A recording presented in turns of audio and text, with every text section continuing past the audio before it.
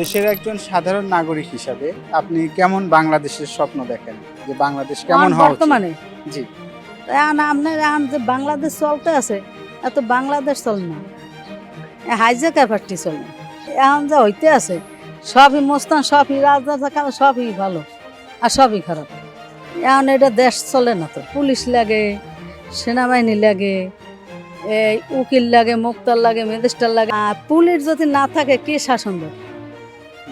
হ্যাঁ, আজ তো সবাই পুলিশে এখন দাম দেনা মূল্য নাই, ই নেই। আজ সবাই মুস্তান। আমি কি, আপনি কি, আরেকজন কি, সবাই মুস্তান।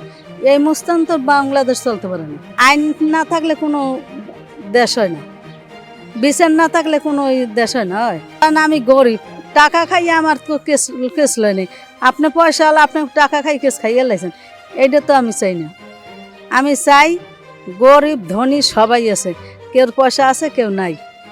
এখন আমার যে, আমি যে অন্যায় করি নাই, আমার নিয়ে জেলে পড়বেন। আপনি অন্যায় করছেন, আপনি টাকা দিয়ে পার হয়ে গেছেন, এটা তো হয় না।